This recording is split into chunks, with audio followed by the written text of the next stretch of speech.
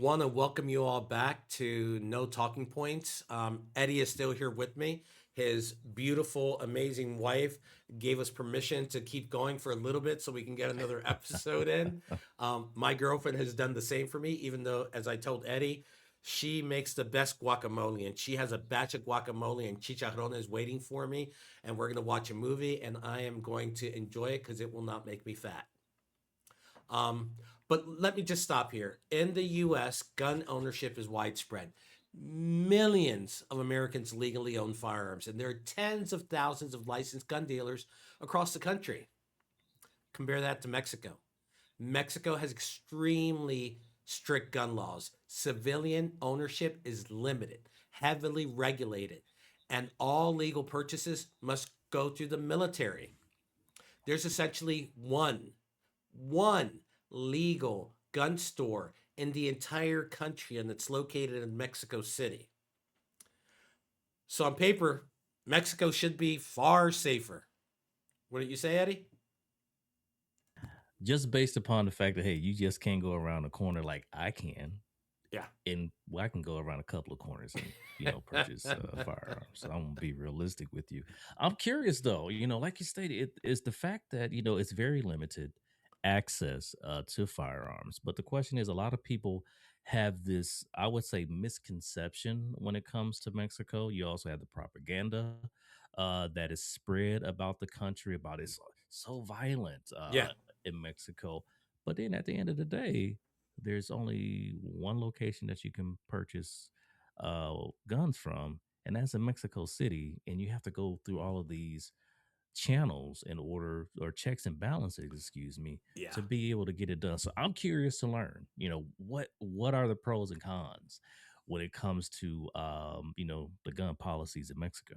It's absolutely crazy. I can be very honest with you about that. I've been here for over 4 years now. I absolutely love my country. I am an American, more American than a lot of people. My family's from Puerto Rico. I am a Puerto Rican. I am in Mexico now. People ask me, "Are you American?" I'm like, "I'm Puerto Rican." Okay, because Americans aren't seen too greatly down here at the moment.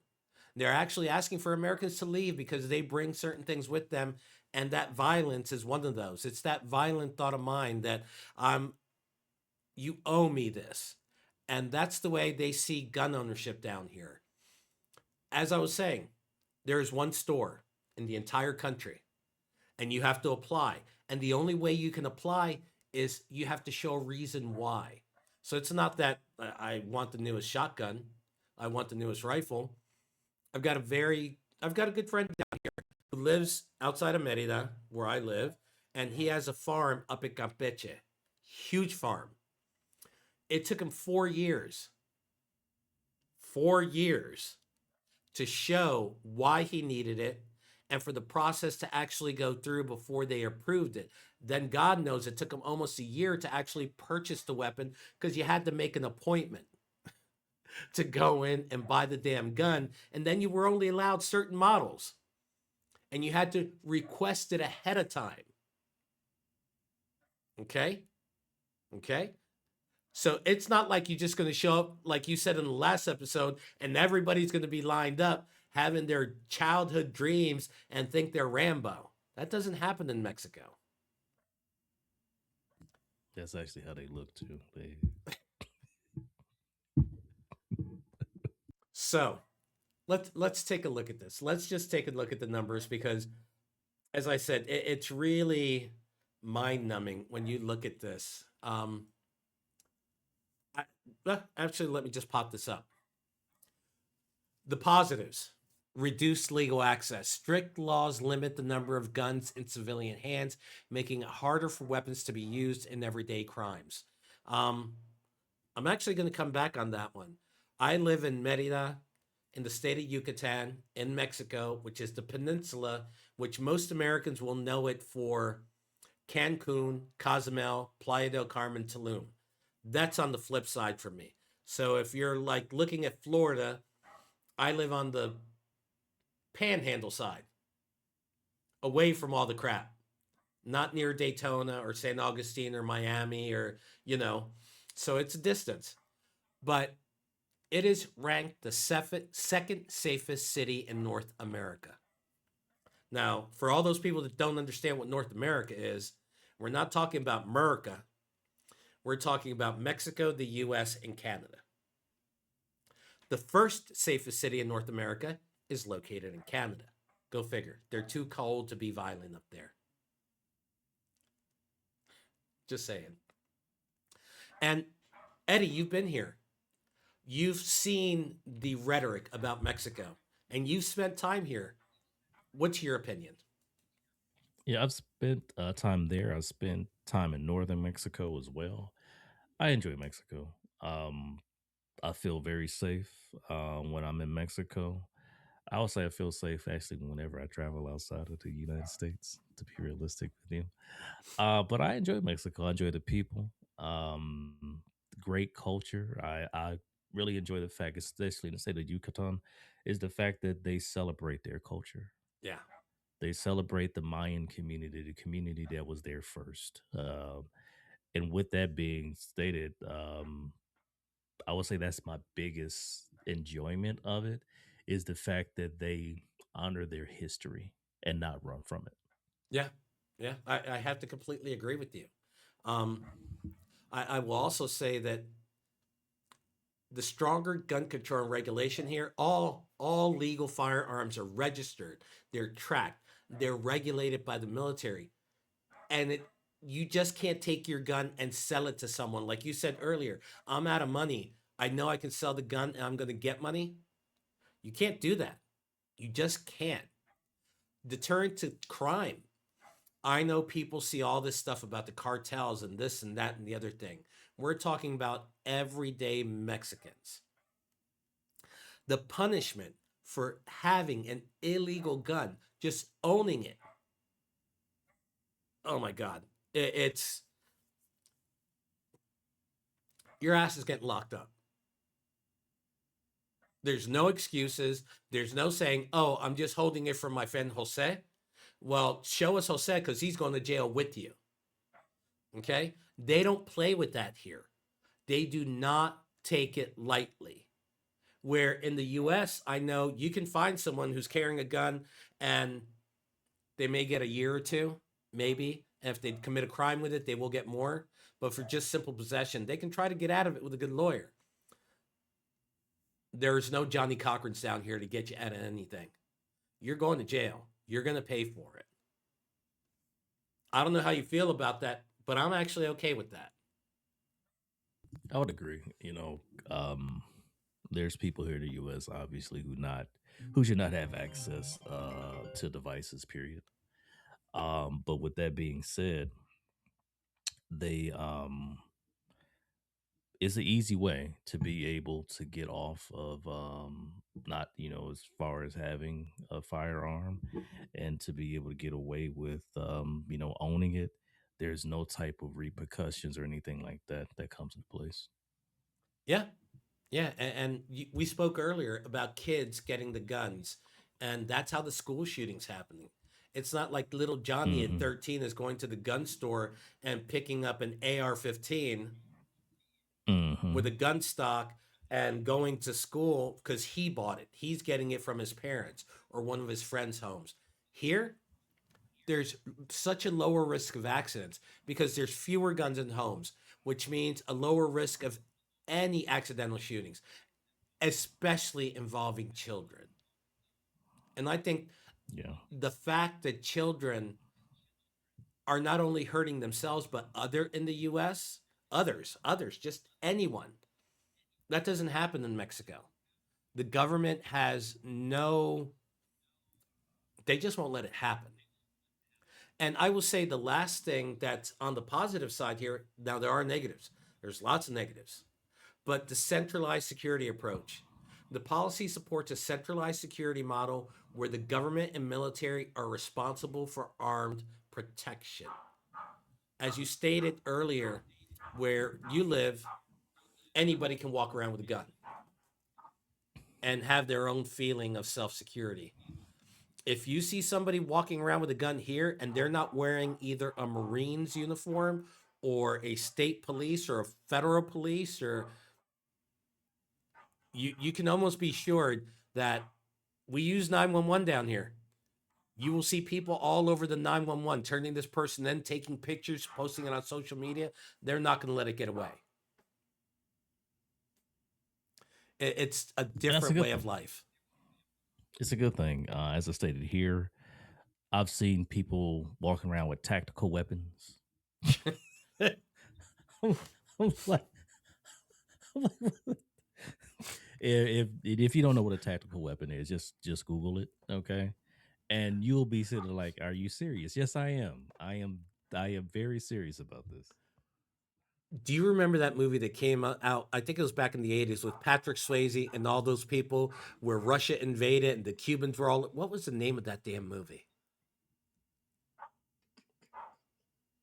I don't recall. Whoever can remember that, It post it down there because now I'm going to have to go find the damn thing. I really am because that's what that reminds me of. People walking around with guns. My God, I know they redid the movie with Chris Hemsworth and the brand new cast not that long ago. I'm not Um, sure. I am not sure. but that's what people look at the U.S. like they're ready for a war. It's funny you say that. I was watching a movie. It's called Blood Sisters. It's out of Nigeria, and it was two young ladies who pretty much were on a run from someone attempting to kill them, and they went from situation to situation to situation, and there was this person who was trying to steal their organs for harvest. Okay, this was a situation to get into, Damn. and they're escaping this person. They was like, well, we need to get a gun. The young lady's response was, do you think we live in America?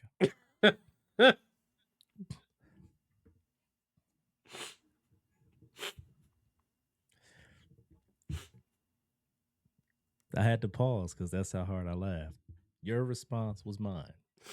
Okay, this was a punchline in the movie, and it was spot on.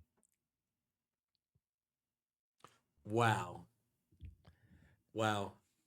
I'll tell you what, my girlfriend um, knew that back in the States, I owned guns and I would go to the shooting range because I Hmm. enjoyed that.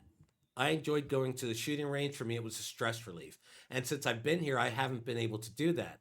And God bless her beautiful soul. She searched and searched and searched to see if she could find a shooting range for Valentine's Day a couple years ago. And there is one available. Actually, there's a couple available, but they're in Mexico City and they are so controlled that the flip option was there is a mall here that has an indoor shooting range of BB guns. So we went to the mall. She got me a shirt and she got me the little thing of BBs and they got me the rifle and we went in back and I sat there and I was like, I Tink. love the fact, tink, tink, It was that tink. but I love the fact that she went through everything that she could to find me a stress relief like that. Have I been back? No, no, No, I'm not shooting a BB gun yeah, again. that's No, it's not going to happen. But she knew what that meant for me, and since then, I no longer have the need for it because I felt how ridiculous I looked and felt. I was like, I can live without that. I'm okay. I'll be okay tomorrow. Just that's hilarious. But what about the negatives though? Because again, here in America, we there's talked about how we like it for the security aspect. yes, We need it's a constitutional right, but a lot of the negative things that we talked about in the last episode was the fact that we have school shootings that take place, domestic violence situation, murder rates, and things like that. So, with the positives, there's always got to be negatives. What there type of are. negatives are we looking at here? I will say the negatives are very different in Mexico, and they're because of the U.S. I would say the majority of it is because of the US. Now, there's high levels of violence that remain around here. Despite the strict gun laws, Mexico still faces high rates of violent crime, especially related to organized crime and cartels. They are the ones that have money. Illegal guns still flood into the country. They come into the country. They're not made in the country, they come into the country.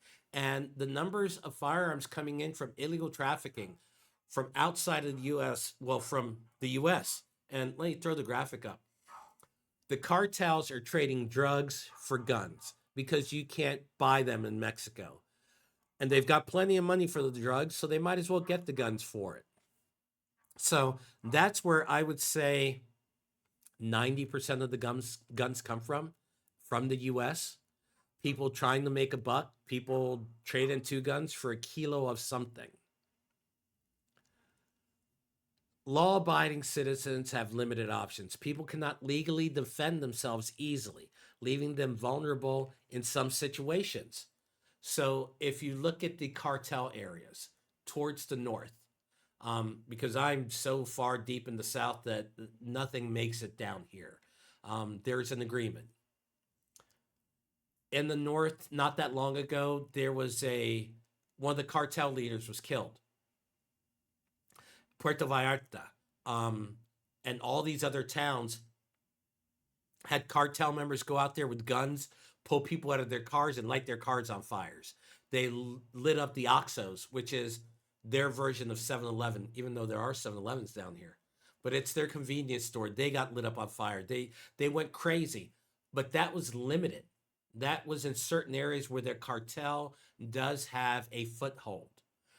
I would compare those areas to, and please, if you live in these areas, forgive me. Detroit, Cleveland, New Orleans, Miami, Chicago. There's places in New York, places in New Jersey. There's places everywhere around the US that has a lot of gun violence where these type of things happen because of the gangs that are there. But that doesn't happen here. It's very centralized. It only happens in certain parts of the country. So when people look at Mexico and say, oh, be careful going down there. A week and a half ago, there was a man who made it to the top of one of the pyramids in Mexico City and shot down at people. It drew the country crazy down here. Do you know how out of character that is for Mexico? To have something like that happen? It doesn't happen. Really doesn't. Uh, it drew me crazy. Enforcement, corruption, Interesting. lack of resources, uneven enforcement make it difficult to ensure the laws are followed constantly. So, if they catch you with a gun, you're going to jail. If they catch you with that gun committing a crime, you're going to jail. Pretty much, you're going to jail for everything you do because Mexico does not have a death penalty. So you're going to jail. And I will say this, and I have not been and never want to be in a Mexican jail. It's not like they give you 3 squares and a cot and medical and everything else. It's more like those movies. I It's guess it would bad. be. Yeah, and I've heard that of people say, but hey, Mexican jail is a different place. Yeah. Obviously, it's not for me either. No. Hey, Eddie will be on P's and Q's Yeah. when he's in anybody's country. Okay, you respect the laws of the land, Yeah. and just to hear about the pyramid situation. Just go back on that, like we talked about in the previous episode. We were talking about how things are just kind of like commonplace now, even school shootings here in the U.S. It's not anything that really makes people turn their head anymore. It's become so commonplace that it's kind of like, oh, another one happened. Okay, well, tomorrow, what is the stock market like? Are the numbers up tomorrow? Yeah. Okay, but that's what it has turned into here in the U.S. due to the easy access of guns. The Mexican government is looking at what happened. They're putting into effect new rules, new laws, new they do not want that to ever happen again. They will do everything they can do to make sure it will not happen again. And I appreciate that. Whether it's extra security, I've been to that pyramid. I actually posted pictures of it on my Facebook group. You've got the sun and the moon. You can actually climb halfway up one of the pyramids. which is a rarity in Mexico. They just that really doesn't happen every so that often anymore. And when you're driving up to the area, it's rural. The town is rural, and you see all these mountains, and you think, "Wow." Well, the reality is those mountains are pyramids that they haven't bothered uncovering yet because it's expensive. So you're going into an area which really hurt people here. That's their history. And someone took their history and turned it into something bad. And that's not going to be stood for. Um, Public trust and perception. Citizens down here do feel the government cannot guarantee their safety in certain areas of the country. And it leads to fear, it leads to distrust, it leads reliance on private security. And this I can actually comment on. Um, Monica, you know that we travel to Mexico City quite a bit from Merida for her work and for other things. About 4 months ago, we were up there and she asked me to come up to help someone with a technical issue, and I was helping them. And we were going to a Manuel Turizo concert, and we were going to do a barbecue, and I was cooking for them. And we had to go to the supermarket that was near the store. This freaked me out, Eddie. I mean, it completely freaked me out. We parked the car, and as we're walking towards the store, there's two beautiful navigators, pure black, purely tinted. At the front, at the back, and on both sides of those navigators are standing four guys with Uzis. And I asked Monica, what the hell's going on here? That's not, she goes, just keep walking. Just keep walking. Don't even look at them. Just keep walking. I'm like, what's going on? She goes, here you can buy private security. Now, Mexico City, if most people don't know, is one of the largest cities in the world, 27 million people. It is gorgeous, but it's not the safest place in the world. It really isn't. So people with money there get kidnapped and held, and their family receive these ransom and pay your 10 million pesos or 40 million pesos, and we'll release them. So to make sure that doesn't happen, they buy private security. Now, these two people decided to stop at the supermarket, get out of their vehicle with four guys sitting outside with Uzis and four guys inside the market orbiting them while they're pushing their little cart, picking everything they want. Those guys, I knew better than to look at them. But that's what you have to do. You said you see the guys walking around with the guns. It's a normal thing in the States now. That's not a normal thing here. This is the only way that's going to happen. If you buy private security who now is licensed to shoot anyone that approaches them without a proper reason. It's interesting. It's interesting. Again, we offer private security here as well. In the states, a lot of celebrities have it, but again, in a location where it's out of the norm. Because like if I saw that here, I'd be like, oh, that's somebody who has private security. That's what would come to mind if I saw something like that and I saw the automobiles and things like that.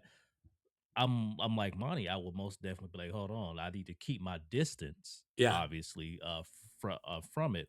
But at the same time, it's like, okay, I know what this is. But yeah, man, when you look at Mexico and you look at the different things when it comes to the gun policies, I would say both of them, both U.S., both Mexico. There's pros and cons to both there are. when it comes to, but it's up to at the end of the day, where do you feel safe? Where do you draw the line? Where do you feel that your particular place on this earth needs to be? Like I said, other countries have different type of policies that they have. We got places with no weapons at all as far as firearms. We have locations where firearms are also at a minimal. We have locations where firearms are lower capacity magazines, so on and so forth, in order to keep people safe. But it's up to us, which Yeah, option works best for us. I'm looking at other countries and I really like what they do when it comes to gun safety. And when I'm here in the US, it's like there's most definitely some things we most definitely can change. Yeah. I'm I feel for the first time in my life when I got here, the safest I've ever been. And I've traveled. And I can say that here, when I leave my house with my girlfriend and our friends, and we go to do things, and when her son goes to college, when my friend's children go to school, they don't have drills to hide from a mass shooting event. They're, and somebody actually correct me, please put it down in the comments. I do not know of a single school shooting that's ever happened in Mexico. Never, never. Or you're sitting out at the restaurant and there's a drive-by. Now, the cartel, again, it's the cartel. They're going to do their thing, and I'm not trying to piss any of them off. But it's not the norm here. It's not like you go to the movie theater, like it happened not that long ago in the US, and the guy walks in there with a gun and shoots up the theater. Or you go to church and someone's going to show up pissed off and shoot up the church. That doesn't happen here. And that sense of security, you can't put a monetary value on it. You really can't, because you cannot come up with a monetary value for that. So, do I believe Mexico does it right? All of it? No. Do I think the US does it all wrong? No. Do they both have room for improvement? Yes. But at this point in time, I'd rather be in Mexico. Just saying, I'd rather be in Mexico. Plus, got really good guacamole. I don't have to go to a store to get that. Just saying. I think it's time to wrap it up, man. You're making me hungry. I want to thank everyone who has joined us. Please like, subscribe, throw your comments in there. I am answering every single comment. I promise you, it takes me hours, but I get them all answered. Kick them down there. And the biggest thing you can do for us, and those who've done it, I want to say thank you. And those who haven't, why haven't you? Let your friends know about this. Please spread the word, because you're helping our numbers. People are watching us, more people are coming, and it's a huge help. So I just want to say thank you. And Eddie, my friend, thank you. Hey, see you in the next one for sure. All right, folks. Thanks for watching. And there's going to be more coming because there's always something going on.